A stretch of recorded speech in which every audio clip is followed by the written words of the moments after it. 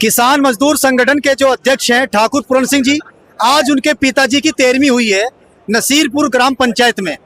देश के बड़े बड़े लीडर आए हैं, उनके समाज के लीडर आए हैं। एक शख्सियत और आई है जिनसे मेरी मुलाकात 2 साल पहले भी हुई थी, जो ननौता में राजपूत समाज की बड़ी महापंचायत हुई थी, जिनका नाम है डॉक्टर मेजर हिमांशु जी। सर, आप चोटिल भी हैं लेकिन फिर भी 13वीं में आए हैं, ये ठाकुर पूरन सिंह जी की मोहब्बत है? देखिए, हम लोगों को आपने सिर्फ बिरादरी का, जाति का नाम लिया, वो तो है ही भाई, रिश्तेदार भी हैं। जो भी इस इलाके के पुंडिर हैं, या तो भाई हमारे भाई होंगे या जवाई होंगे, हमारे सोमालो की 24 के, है ना, सरदने के क्षेत्र के। लेकिन बात सिर्फ बिरादरी की नहीं है, बात ऐसे मुद्दों पे जिस घर ने ये संस्कार दिया कि अपना तो पेट हर आदमी भर लेता है, अपनी रोजी रोटी का जुगाड़ कर लेता है, पर समाज के लिए कुछ करना, और समाज में भी सिर्फ जाति तक सीमित नहीं रहना, किसान के लिए, अन्नदाता के लिए, उन मुद्दों को उठाना और उनके लिए जाना।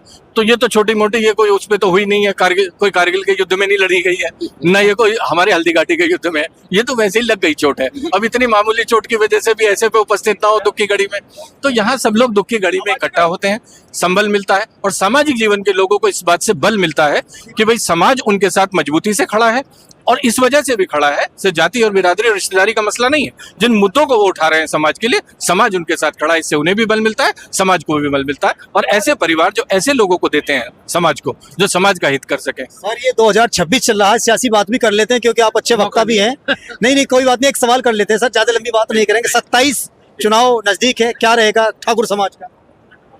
देखिए जी, मेरा मानना है आदमी को नागरिक के बतौर कर्म देखने चाहिए। आदमी को बतौर नागरिक, उसे जाति में, धर्म में बट के नहीं देखना चाहिए। योगी जी उत्तर प्रदेश के दूसरी बार के सीएम है, उनकी कार्यशैली कैसी है अगर कर्म की बात करें? योगी जी पैसे के मामले में ईमानदार है ना, लेकिन जो व्यक्ति 10 साल रह गया है, ना तो हमारे कहे से उन्हें वोट देगा, ना कोई हमारे रोके से वोट देगा। नागरिक को इस आधार पे वोट नहीं देना चाहिए धर्म जाति के नाम पे। नागरिक को वोट देना चाहिए काम धाम देख करके। अगर गन्ने के दाम ठीक मिल रहे हैं, अगर रोजी रोजगार ठीक मिल रहा है, अगर अमन चैन कायम है, आम आदमी की जान माल कायम है, उसकी हिफाजत है, तो उसे बिल्कुल वोट देना चाहिए। और अगर नहीं हो रहा है तो उसे बिल्कुल वोट नहीं देना चाहिए। और तीसरी बात, उसे एक किसी चीज में गुण दोष देख करके ये भी देखा जाता है कि बेहतर विकल्प है क्या। बेहतर विकल्प है तो उसकी तैयारी करनी चाहिए, और बेहतर विकल्प नहीं है तो निकाल के लाना चाहिए, उसे निकाल के लाना चाहिए। प्रजातंत्र में आपको वैसी ही सरकार मिलती है जिसके आप लायक होते हैं। प्रजातंत्र में ये दोष देना कि फलाना गलत है, भाई साहब आपका चुना हुआ है, या फलाना गलत था, भाई साहब आपका चुना हुआ था, तो नागरिक के पास ये सुविधा नहीं है। नागरिक के पास ये सुविधा जरूर है कि भाई बढ़िया करोगे तो अर्श पे बिठा देंगे, और घटिया करोगे तो मुट्ठी में मिला देंगे। वरिष्ठ सांसद और पूर्वांचल के बड़े नेता ब्रजभूषण जी भी आए हैं, क्या कहेंगे?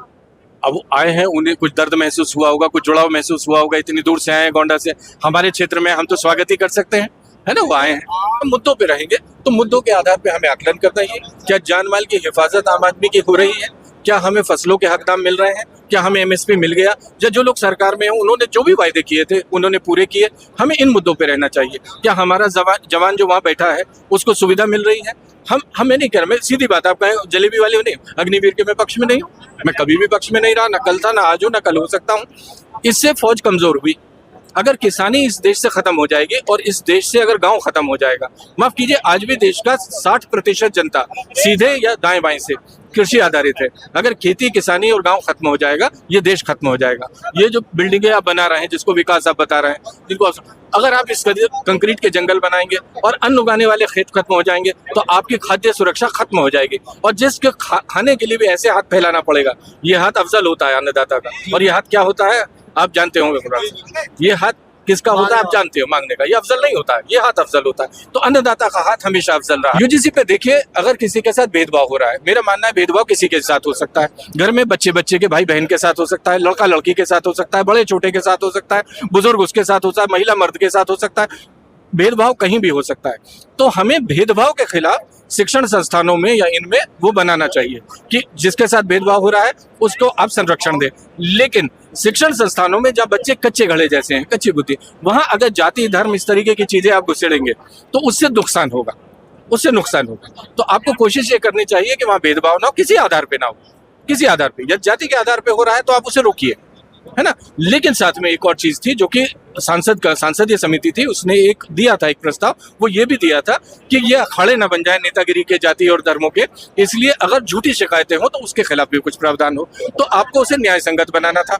मैं किसी प्रावधान के खिलाफ नहीं हूँ, लेकिन कोई भी प्रावधान यदि न्याय संगत नहीं होगा तो वो और ज्यादा विभेद पैदा करेगा, वो और ज्यादा समाज में विभाजन पैदा करेगा। और समाज में क्या इन बातों से जातिवाद समाप्त हुआ? नहीं हुआ, जातिवाद बढ़ा है। तो अगर आप मुद्दों पे चलेंगे, खेती किसानी पे, जवान पे, ये चीजें समाज को जोड़ रही हैं और वो चीजें समाज को तोड़ रही हैं। तो सियासत समाज को तोड़ रही है, खेती किसानी समाज को फौज जोड़ रही है। तो हमें जोड़ने वाली चीजों से जुड़ना है, हमें तोड़ने वाली चीजों से नहीं जुड़ना।